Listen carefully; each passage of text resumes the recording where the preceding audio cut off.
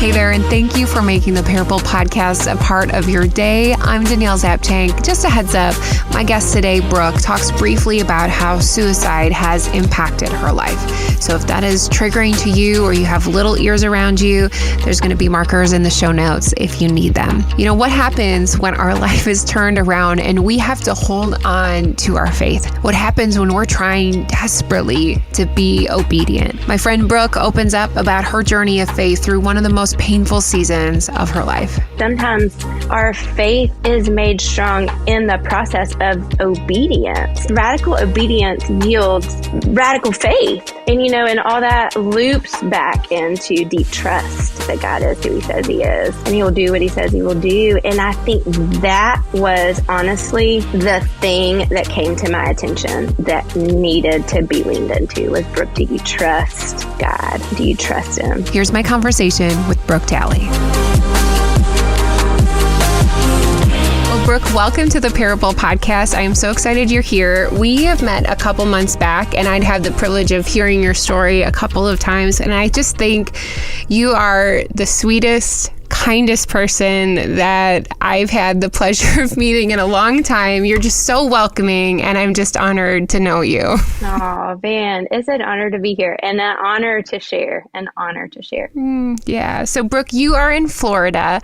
You're always in summertime, but what's something that you and your son Hayes love doing in the summer together? Ooh, we love to find the places where nobody is.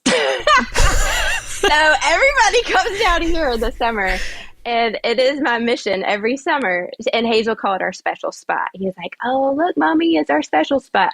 But we always find a special spot every summer. There's just so many great trails and lakes, and it's beautiful down here. And there's so many nooks where nobody knows where it is. Now, did you grow up in Florida? I didn't. I grew up in Birmingham, Alabama. I've been here 12 years, though, so it feels like home. What was it like growing up in Alabama in the summer? What do you remember doing as a kid? Trips. I always did a ton of mission trips and camps and stuff with my church. So church was a ton in the summer. And then I would take trips with my friends. And I guess that's like my high school years. We would just all go places together, stay out late. Oh, that's great. So tell me, what would you say, as we think about, you were just talking about trips, what would you say is the next place you'd love to visit? I've been in this season where I haven't been able to travel like I used to. I will tell you what, our church has a partnership right now in Africa and Uganda, and I am feeling a nudge to get on that plane and go to Uganda. I don't know when it'll happen, but I would say that would be next trip on my list. Brooke, we met over a virtual event originally, and you were able to share your story with the women there. And then we just, in a funny way, we connected at a boot camp that we were at together. And so I've gotten to hear your story. It's so valuable. It's really impactful for me. It's helped me grow in my own walk. So Brooke, why don't you share with us your story? I have a bunch of questions surrounding it, but why don't you go ahead and get started? All right. Well, the story that I feel prompted to share today is more about the past 2.5 years. But I think in order to give context, it's necessary that I back it up. About 4.5 years ago, there was a tragedy that hit my home in October of 2017. My husband and I were married almost 12 years, and it was October. October is my favorite month to live where I live.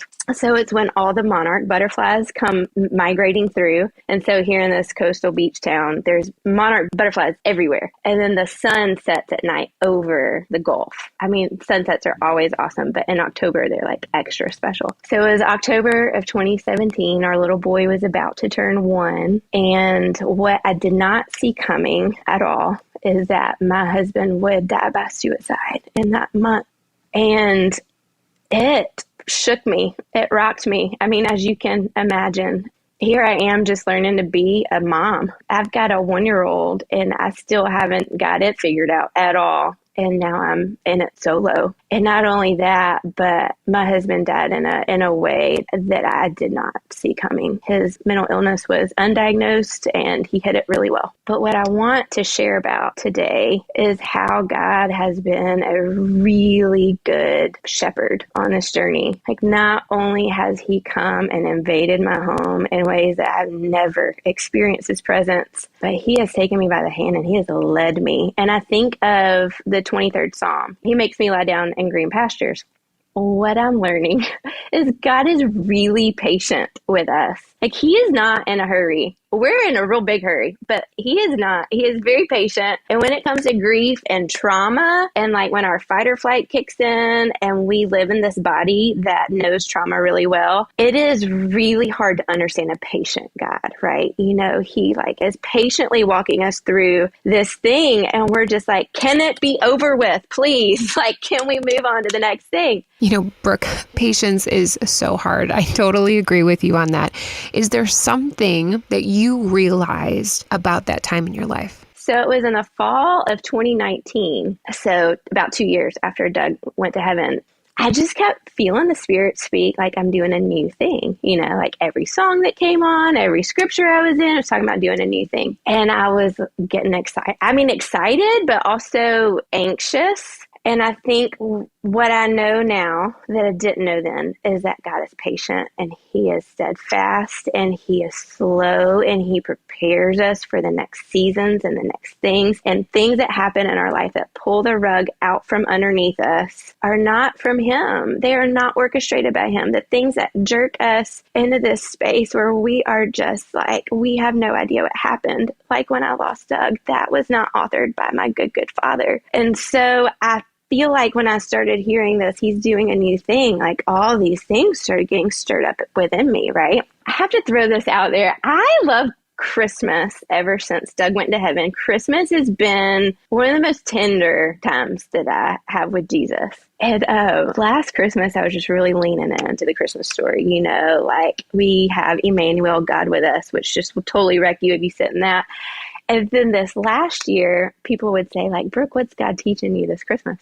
I'm like, he came as a baby. And they're like, yeah, don't you remember learning that when you were like 3? I'm like, no, he came as a baby. So like the aha moment, the thing that clicked is that like he birthed his son who would come redeem a really broken world as an infant. And so what that means is he has to grow up. You understand this process of like, wow, a whole lot of things happened in Jesus' life before he started his ministry. So the Lord is just like, he just keeps calling me, Danielle, like into this, just like, trust me, trust my pace. Like I'm leading you really well. So fall, he tells me I'm going to do a new thing. I'm like, all right. And this is, like I said, I don't know that God is patient at this point. I think he's about to like do something overnight and I'm kind of freaking out. I'm driving down the road, going to an Auburn football game that fall. And I'm listening to a podcast. I listened to podcasts like it was going out of style. The first couple years that Doug passed away, like everybody's stories, I wanted to hear them, right? And so I'm driving down the road and someone talks about being called to seminary in a season where she just really didn't feel like it made sense to go, right? And right when those words came out of her mouth, it was like it hit my core. And I was like, God, no, that can't be your Spirit nudging me to go to seminary. Like I have a 3-year-old in the back seat. I work full time at a really high demand job. This is not a good idea, but I started praying about it. And so I'm praying. About a month later, I went to eat dinner at my pastor's house. They had us over often. So we're wrapping up dinner. The kids are playing. And I just told Brad, I wasn't even planning on saying, but I was like, Brad, I feel like I'm supposed to go to seminary. And the next words out of his mouth were, oh my goodness, Brooke, that's the best idea ever. And I was like, no, like, how is this a good idea? Because I cannot make sense of it in my head. And he said, well, Asbury has a hybrid program. That's how I went to seminary. It would be great for your season of life, everything you have on your plate. He said, I'll tell you what, let me help gather funds for you to take one class. So enroll as a non-degree seeking student, take one class, and then make your mind up. And I'm like, well, that's easy. I mean, how do you say no to that? So I apply for seminary, enroll in my first class. It starts in February 2020. I work at a school for children with severe to moderate cases of autism. And I'm a supervisor, like a lot on my plate at work, managing staff and families and all those sorts of things. So like really like work is a lot, and then grieving still, right? I'm 2 years out at this point. And so I quickly realized, wow, this is a lot. Like being in seminary, because seminary, I mean, I have a master's degree. I've done the school thing. Seminary, yeah, when they say that you read and you write a lot, like you read and you write a lot. And so I'm learning that, and I'm just like, okay, God, like this is my yes, like you've got to make it work. So 6 weeks into my class, COVID hit, shut everything down. My boss made a decision where I work to continue to pay staff as is because she wanted to keep us on board. So this first class, I really got to sit in, right? I really got to sit in. Like, man, Jesus did so much in my heart in this one class. I'm like, God, you are brilliant. Like for you to have called me to seminary in a season where my soul, my heart is so tender, the ground is fertile to hear the word and to hear it from people who care deeply, you know, for me to understand it. And so it was just a no-brainer. Like it was a no-brainer that I was supposed to do it. And yeah, Brooke, I believe it seems like a no-brainer, but I can't imagine all the things going on in your life. So what ended up being your decision? So I had to decide, am I going back to work and doing what I did before, or is it going to look different? And the answer was really clear. It was time for me to cut down whatever that needed to look like. I needed to be a part-time employee, which ended up meaning that I stepped down from being a supervisor, something I had worked really hard for. And man, that was hard. That was really hard. And so it's wild to think back. If I ever doubt the decision, I go back to the night that I met with my boss. So I wasn't seeing my boss on a daily basis because we weren't working. So I called her and I said, hey, I want to talk to you before we go back to work. And she said, come over one night. We'll sit out on the bay. She lives on the bay. She said, we'll just catch up. And I was like, all right. So the day that I was supposed to go out there, wildfires hit to the west of us, like about an hour or two before I left. And so there's fires going, and I knew about it. I went and took Hayes. My parents live in my neighborhood. And so literally took him to my parents and got in the car to go. And I'm driving and I see like clouds of smoke in the sky. And I'm thinking, okay, like this is the wildfires, you know, it's getting closer. And I look in my rearview mirror, and what I didn't expect to see in my rearview mirror was clouds of smoke. There was a fire behind me. And I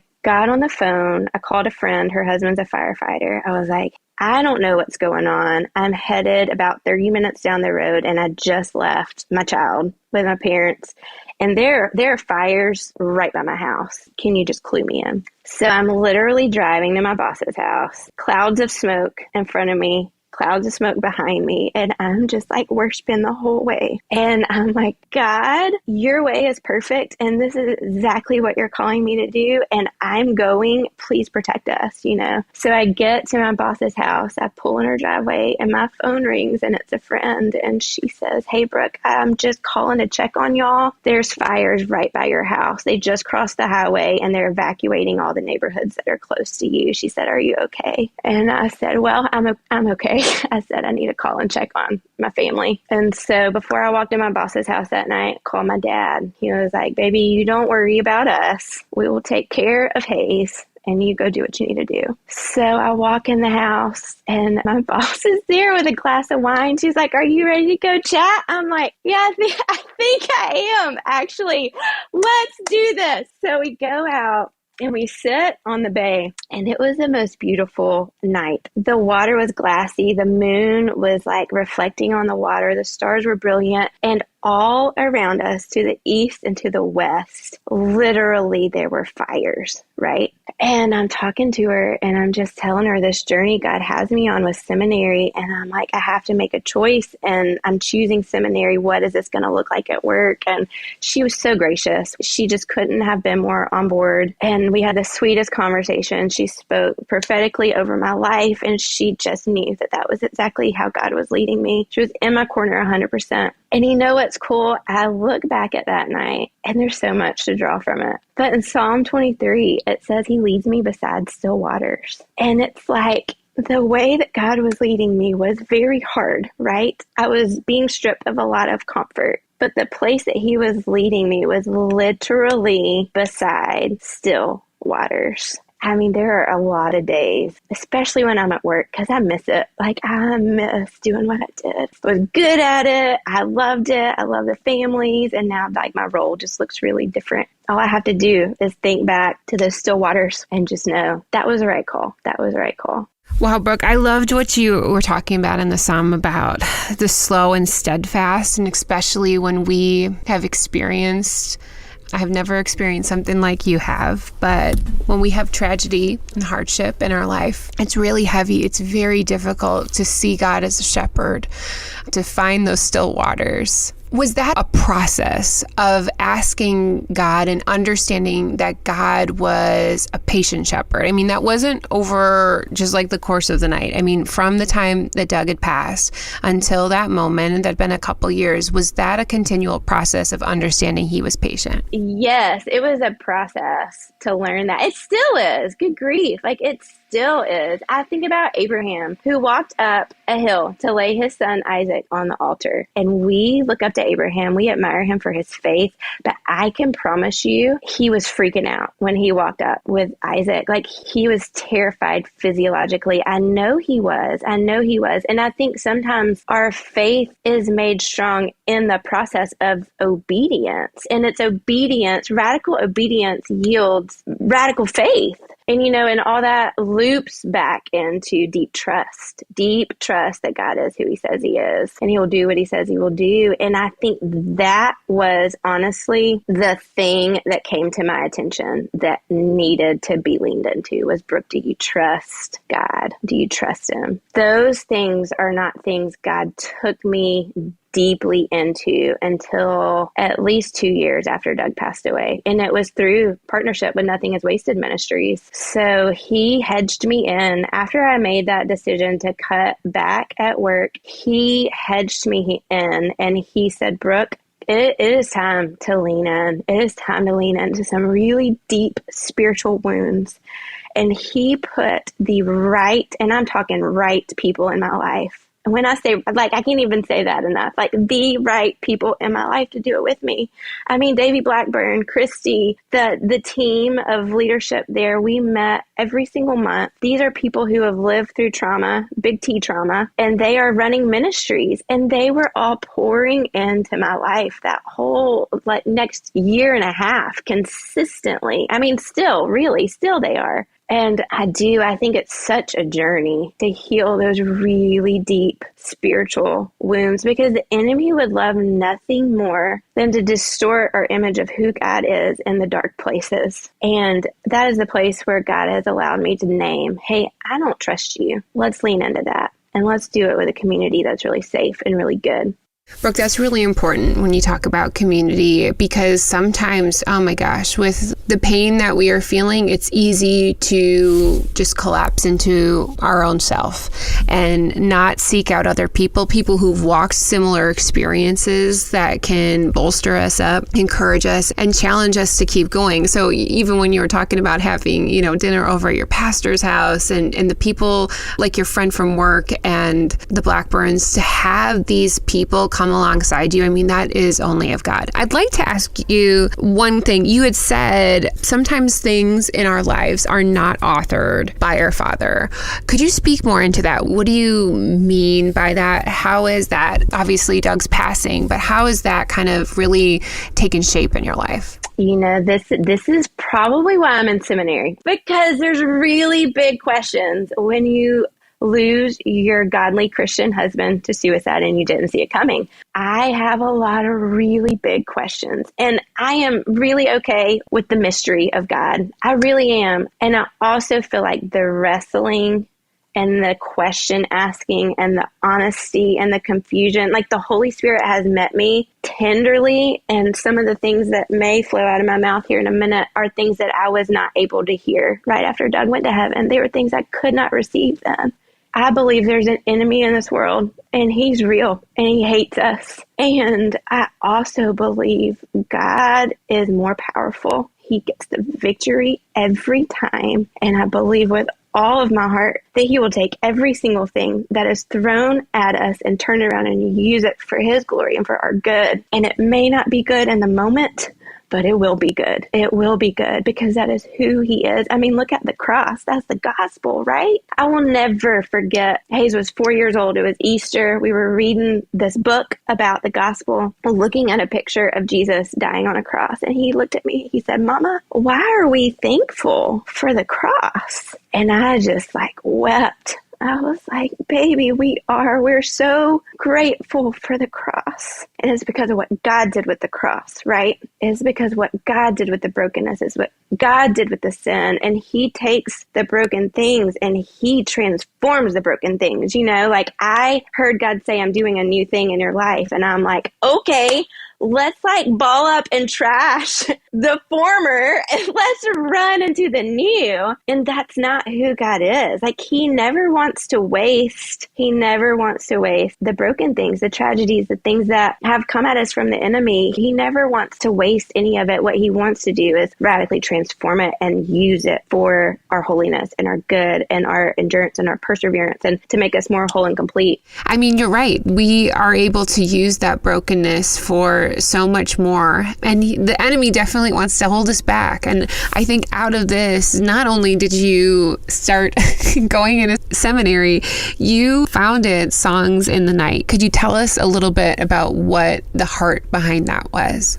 Oh, absolutely. And that's another process, a thing unfolding day by day. It's cool. The Lord started Songs in the Night in the first year that Doug went to heaven. And there's a lot to that story unfolding. It started with care crates being sent out, which are packages that we mail out to new young widows. A lot of stuff that just really fed my soul in that first year. So that ministry started growing, partnered with Nothing is Wasted, and started leading their widow community group in 2020. We walked through the Pain to Purpose curriculum, which is phenomenal, life-changing, incredible curriculum. And out of that, those women that I led through the course in the fall of 2020, we still meet every 2 weeks on a Zoom call. It's been almost 2 years. And so what God has put in my heart, he put it in my heart last fall, and that's what's coming to fruition this year is discipleship. So the heart of Songs in the Night is discipleship alongside young widows. It's providing a place to wrestle with really big questions. And in widowhood,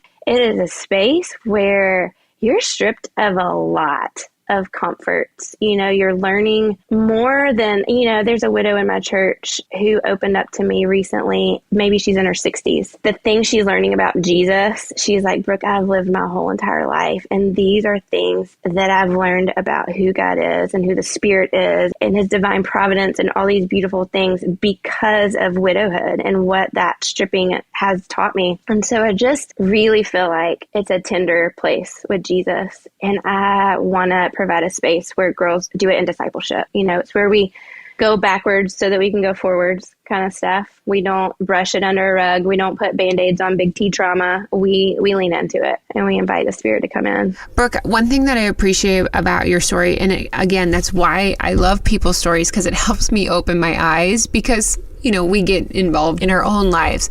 When I think of widows, I always think of older, elderly ladies, That's my perspective. I don't know if it's from the book of Ruth or what. I'm not really sure. Oh, that was my story till 2017. You're not wrong. Yeah. And so I think when we get to hear stories like this, there are young widows everywhere. I mean, either if their husbands have died by suicide, car accidents, you name it. Like, there's so many reasons. And I don't know, like, it just helps me. I'm just grateful that, like, hearing your story has helped me open my eyes, be like, there's more people out there, Danielle. So as we as a church, how can the Big C Church, how can we love and support if we know of women who are widowed?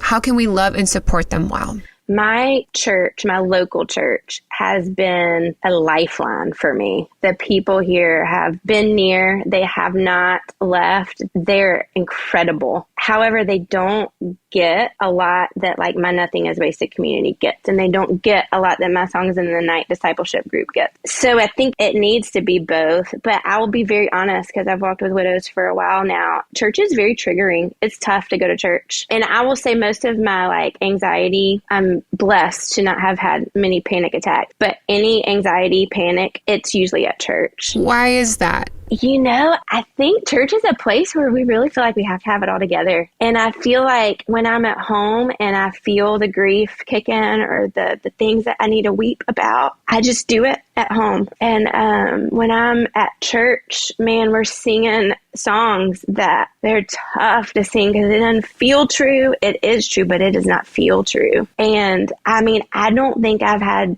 dry eyes in worship in almost 5 years. You know, like, I've just had to get comfortable with just weeping as I worship Jesus. And that's not easy to do. Look around at worship on a Sunday morning and, like, there's just not a whole lot of people crying. It feels like you can't let out your emotion. And then I think just the trigger of seeing a lot of couples. There's tons of families, husbands and wives together. So, like, the lie that you want to hear is I'm the only single person here. And I'm certainly the only single person with a, kid I'm dragging to the nursery and he's crying.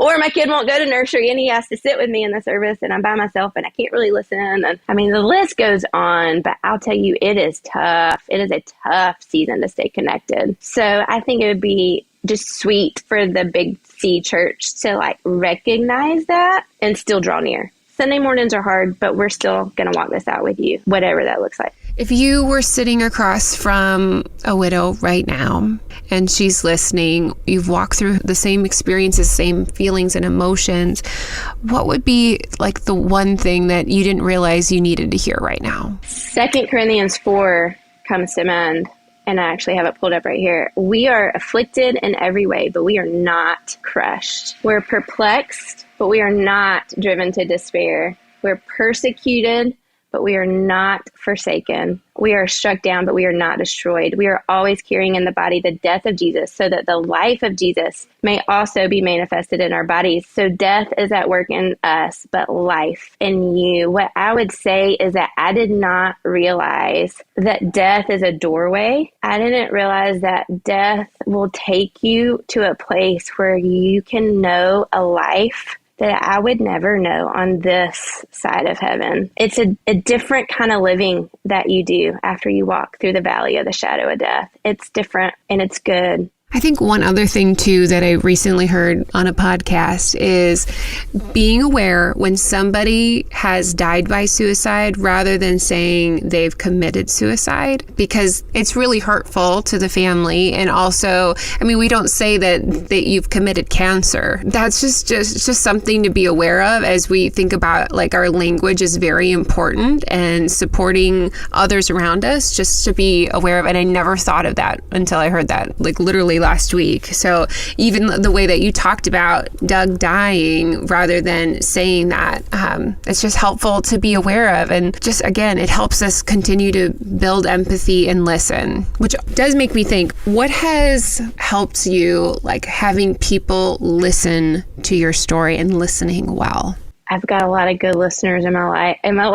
I'm a verbal processor, but over the years, I've learned to take my verbal processing and do a lot of writing and journaling and sitting with Jesus in it. But that has taken practice. So in the beginning, my friends listened, because you have to process trauma. You can't brush it under the rug. And processing trauma for me looked like sitting in my counselor's office every 2 weeks. It looked like calling my best friend on the phone after Hayes went to bed at night and, like, trying to make sense of things that didn't make sense. And I think that a lot of my friends knew, maybe just because the Spirit prompted them, that there wasn't a whole lot they needed to say. A lot of times they just needed to be there to hear.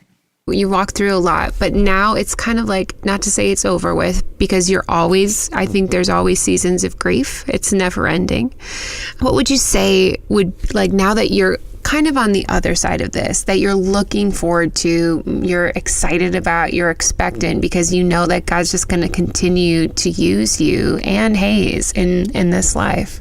You know, you say Hayes, I am excited about what God's got for that kid. I'm really hopeful and expectant. He is one special little dude, and he doesn't really get what happened. He's 5, but I am honored to be his mom. I am honored to be his mom. When I went to seminary, when I started, I was praying in that first class. I was like, God, I am all in about obedience. Like, I'm doing the thing and I'm not quitting until you say quit. But like, give me a good why. Like, give me just a really good why. Because at this point, like, Songs in the Night was still evolving. I didn't hear the discipleship vision yet. And he said, Brooke, if the only reason you're in seminary is for Hayes, it's worth it. And I thought, wow, that feels substantial. I love that Mother Teresa quote that says, if you want to change the world, go home and love your family. And I feel like we can't forget that my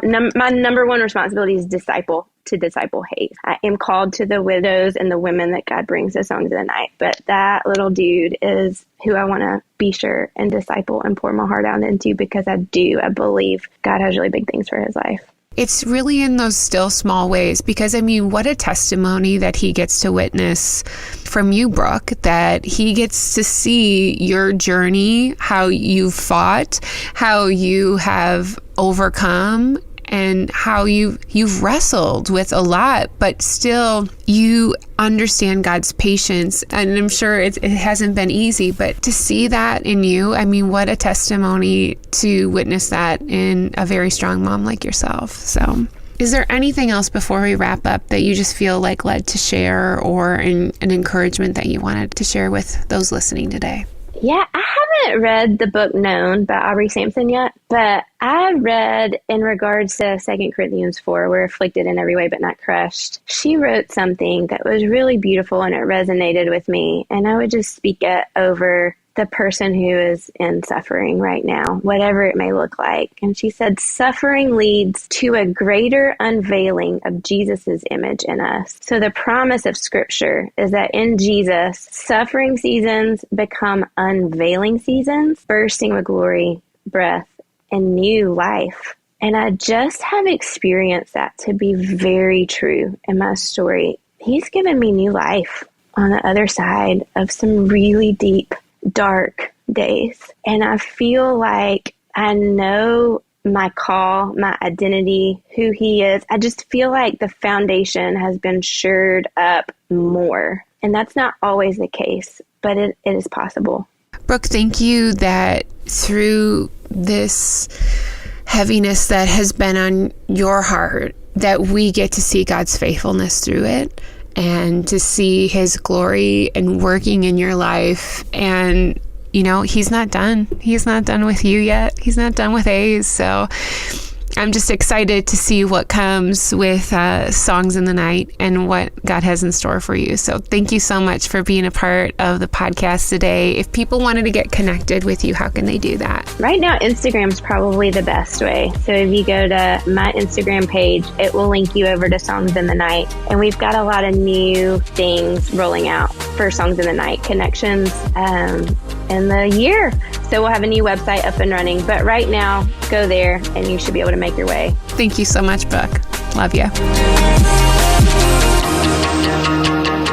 Thank you for Brooke to bravely share about her story and what it's like to be a widow and a single mom, but also showcasing the beauty of what God is continuing to do in her life, even in the brokenness. If Brooke's story impacted you, all of her info will be linked in the show notes at daniellezapchenk.com. And for those of you that really want to dive into a time of reflection this week, here are 2 takeaway questions.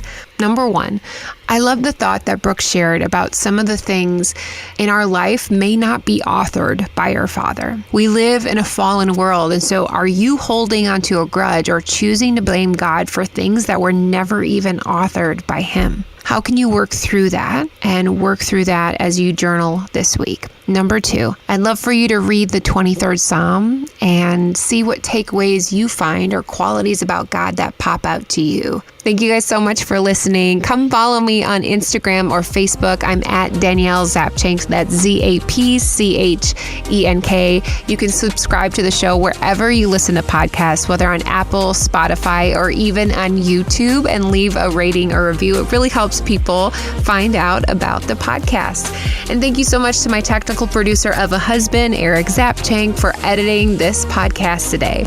That's going to do it. Thank you for spending time with me. Remember, your parable showcases a life authored by our Father. See you back again next week on the Parable Podcast.